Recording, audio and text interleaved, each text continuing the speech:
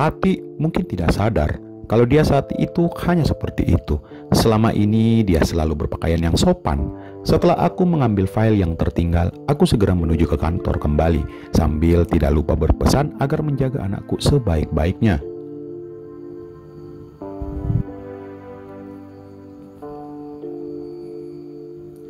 Tanpa aku sadari, sejak kejadian kemarin itu aku jadi sering melamun pembantuku dan diam-diam sering memperhatikan Tati tersebut.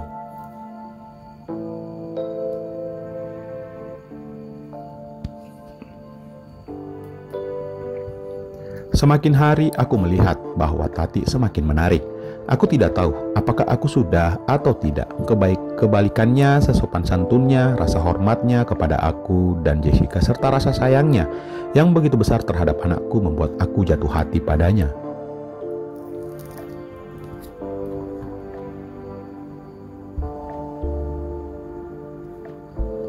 Hari demi hari, minggu berganti bulan. Dan tidak terasa Tati telah bekerja di rumahku selama 3 tahun lamanya. Selama itu pula aku memendam perasaan suka dan sayangku padanya.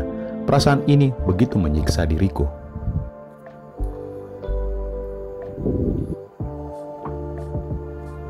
Aku hanya bisa memendamnya sendiri. Aku sadar bahwa aku seorang perempuan dan Tati hanyalah seorang pembantu. Tetapi kadang hatiku juga berkata, apa bedanya aku dan Tati? Hanya pekerjaan dan status sosial kami saja yang berbeda. Dia tetap manusia dan sama derajatnya denganku di mata Tuhan.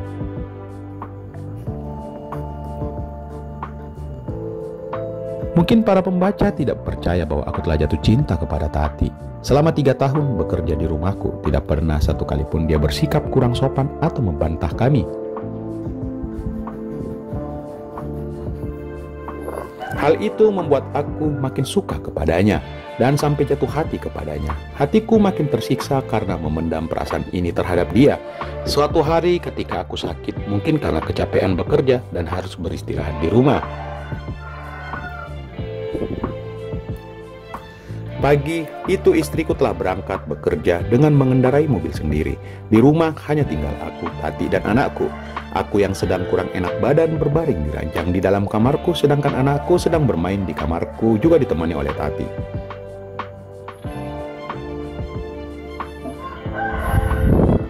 Jam menunjukkan pukul 10:18 dan mungkin karena sudah kecapean bermain, akhirnya anakku pun tertidur di kasur di sampingku. Sudah menjadi kebiasaan Tati jika anakku sedang tidur, dia selalu berada di samping anakku sampai anakku nanti bangun.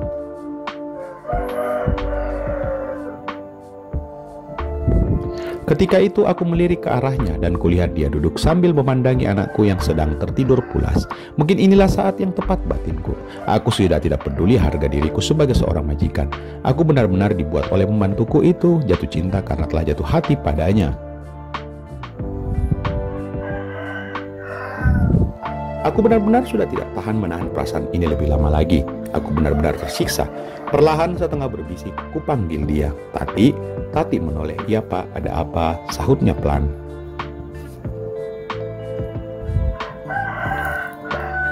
Duduk di sini bentar, kataku sambil menepuk pinggirannya agar dia duduk.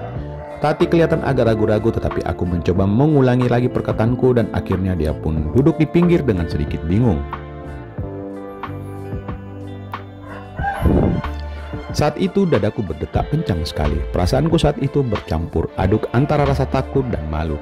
Tapi akhirnya aku beranikan diri. Tati, kamu kerja di sini sudah cukup lama ya? Betah nggak? Tanyaku berbahasa basi dengan suara bergetar. Betah pak, jawabnya singkat seperti biasa. Kamu sudah kami anggap seperti keluarga sendiri. Aku dan ibu sayang sekali sama kamu, sahutku lagi.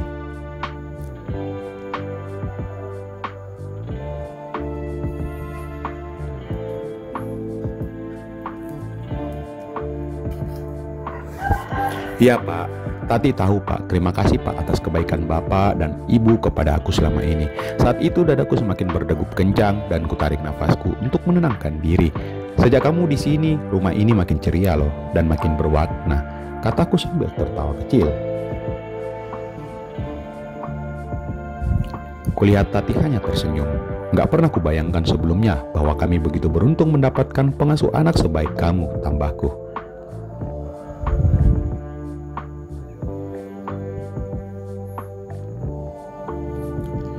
Aku sengaja tidak menyebutnya dengan sebutan pembantu, tetapi memakai istilah pengasuh anak agar kedengaran lebih halus.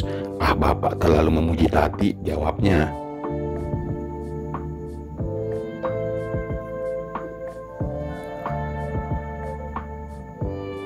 Oh iya, Lebaran tahun ini kamu pulang kampung gak? Tanyaku lagi. Gak tahu juga sih Pak, herannya Tati kok gak merasa kangen sama kampung loh Pak. Tati menukas.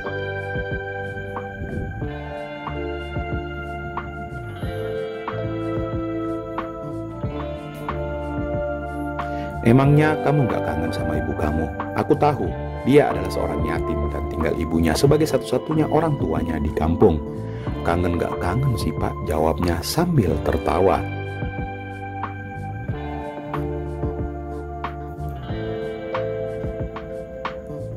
Aku memandanginya ketika ia tertawa, begitu manis kelihatannya. Tapi kamu balik lagi kan? Jangan sampai nggak balik ya, Ti, tanyaku dengan raut wajah cemas. Iya Pak, Tati pasti balik kok. Tati sudah sangat betah kerja di sini kok.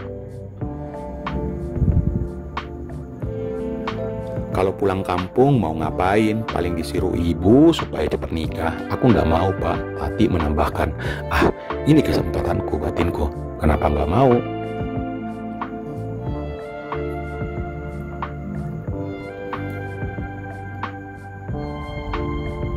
Oh iya, Bapak mau nanya, kamu jawab dengan jujur ya. Kamu sudah punya pacar belum di kampung? Tanyaku. Dan cepat-cepat Tati menjawab, belum Pak, belum pernah pacaran.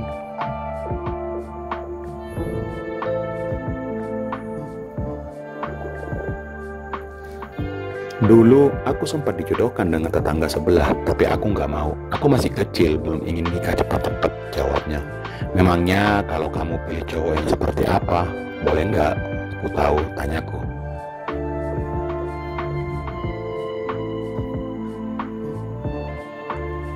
Kulihat Tati itu tertunduk malu dan wajahnya sedikit memerah. Ah, yang penting baik saja dan sayang sama aku dan keluarga Pak, jawabnya.